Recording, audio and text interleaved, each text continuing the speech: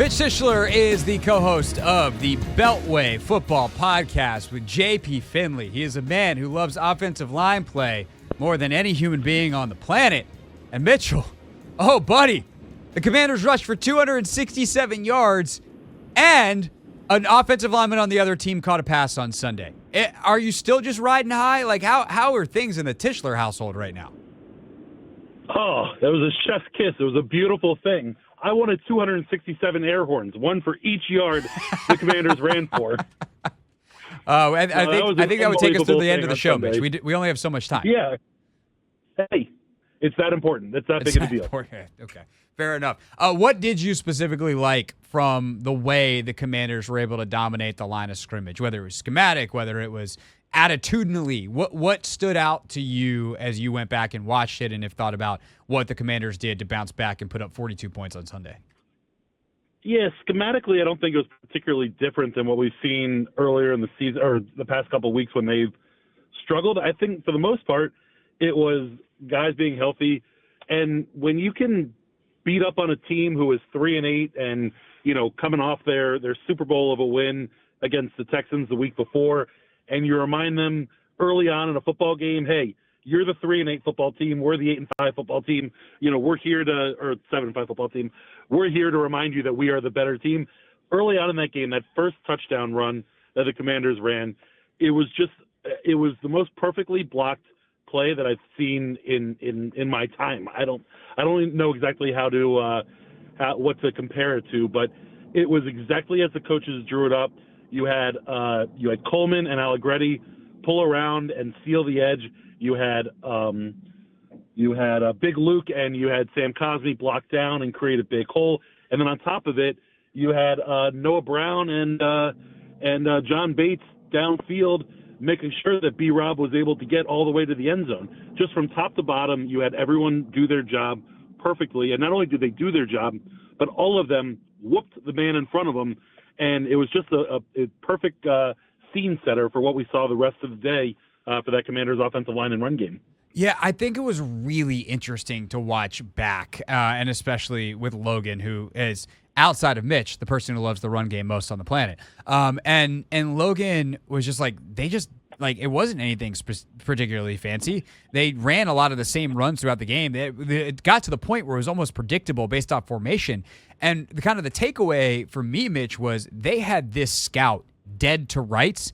The Titans didn't change anything. Cliff and Anthony Lynn and David Rye and on down those Bobby Johnson, whoever else was involved in creating this game plan, clearly knew exactly what they were getting from Tennessee. They picked the exact right runs to expose it, and then they executed the hell out of them. And that's great as long as you get the scout right. Obviously, they've gotten it right quite a few times this year, but I think that's kind of an interesting framing to think about it moving forward of how quickly can you adapt if a team makes you adapt? In this game, they didn't need to adapt. They just kept calling the same stuff. Titans didn't make a single change, and they just ran the ball down their throats from start to finish. Yeah, and listen, the Titans defense was due for a regression. They were, I believe, heading into the game 27th in the NFL or second in the NFL in yards allowed and 27th allowed in points.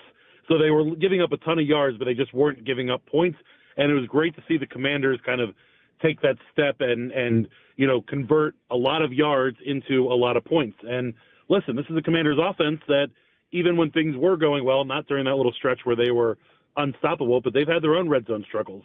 And to see them come through and make big plays in the red zone and score touchdowns and, kind of put their foot on the Titans' throat early, I think was important because both the Titans game and the Cowboys games started pretty similarly with, an opposing team that's kind of down, not playing particularly well, not moving the ball.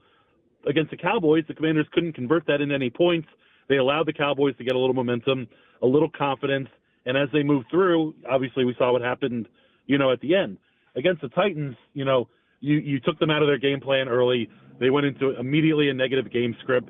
Anytime you let, the Mayo man have to throw the ball, you're going to feel better about it. Will Levis with the likes mayo in his coffee, which is just the most absurd thing I've ever seen. But I did love that he completed a pass, albeit a tip and maybe a surprise catch by J.C. Latham. But I love seeing those O-linemen get involved in the passing game. And I joked that there shouldn't be rules against linemen catching balls anyway. So I like seeing that part of it. That was the highlight of the Titans' offensive performance. Okay, Yeah, maybe, absolutely. I mean, for you it was. For them, You know what? the touchdowns probably were nice.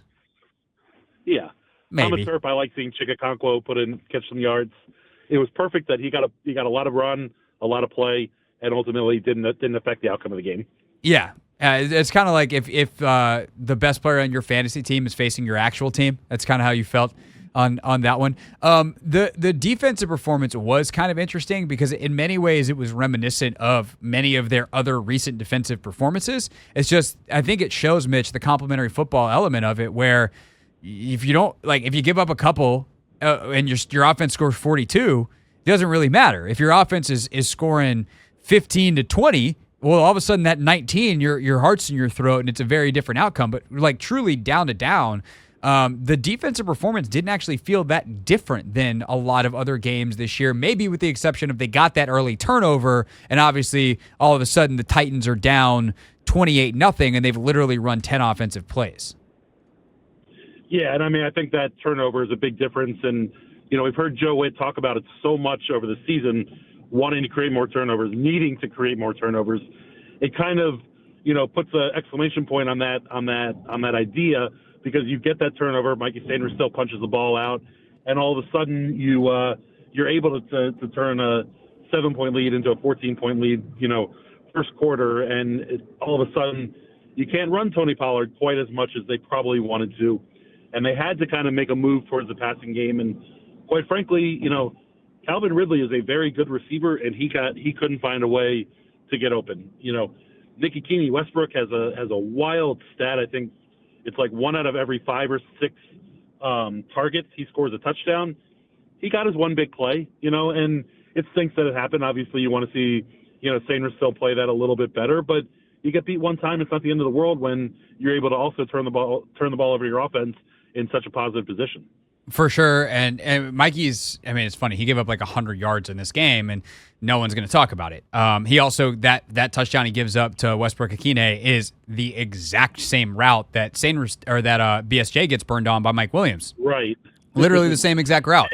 But it doesn't matter because your offense has put up a zillion points. And obviously in the Pittsburgh game, the situation is very different. But it just goes to show like the margin for error when you play the complementary football. Earth-shattering analysis here on the Hoffman Show. More points for you means the defense doesn't quite have to be as good.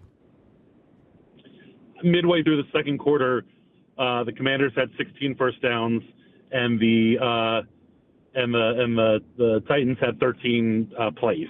That's a recipe for a win, and it was great to see it heading into this bye week. I thought Jaden looked as healthy as he's looked in a long time. He ran the ball well last week, but to see him, dot a couple throws this week while also being comfortable running between the tackles, I think is a revelation for this offense. Obviously, there's a lot of concern about Brian Robinson and that ankle after the scary play, 2 weeks ago, and for him to come out and have more yards. I think it was his biggest first quarter of his career, and to end up with 100 plus yards rushing. It's just a lot of good vibes on that offense as you start heading into this bye week. And quite frankly, as bad as having a late bye week is, and I think we saw a little bit of attrition with the 3-game losing streak. If you're a playoff team and you have a late bye, they're going to be the healthiest team when it gets to, that week 1 of the NFL playoffs. They're very, obviously only the teams that have the byes late like they will are going to be there. So, it's tough as you sled through the middle of the season, but now they can use that as a launching point for the playoffs. And quite frankly, I think with that win, they put themselves in quite a good position to be playing January 15th. Yeah, no doubt about it. And they go 2-2. They're a 10-win team, and that should be good enough to get in. We will see. What are you guys doing on the pod for the bye week? Anything special that you would like the folks to know about? Yes, we actually just taped our bye week special. We had head coach Dan Quinn join us for about 10, 12 minutes. Ooh. It was particularly interesting because we didn't do a ton of football with him. We talked more about the man and kind of his outside, what he does outside, away from football as well. So interesting little interview. I think it'll give some folks a good little insight into who Dan Quinn is, and it'll be a fun little episode that we'll have out probably midday tomorrow sometime. All right, I will look for that one in the feed. That is good stuff. We got Robert Mays on Take Command. I mean, I love Robert, but you got DQ. I think you win this round, Mitch.